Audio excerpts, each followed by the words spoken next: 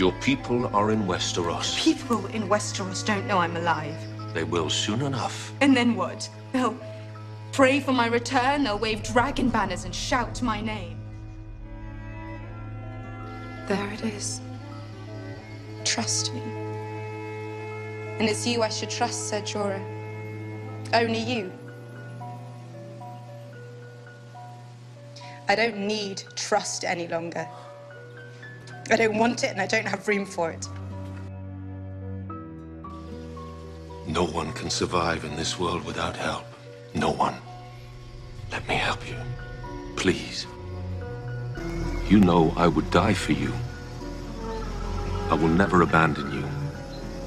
I'm sworn to protect you, to serve. Then serve me. You saw me step into the fire. You watched the witch burn. What did the flames do to me? Do you remember? Until my last breath, I will remember. After I have forgotten my mother's face. They cover it up and deny it, but you have a gentle heart.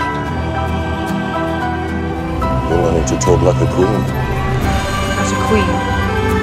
A Khaleesi. Centuries come and go without a person like that coming into the world. Khaleesi, my queen. About to serve you, obey you, to die for you if need be. There are times when I bid you home.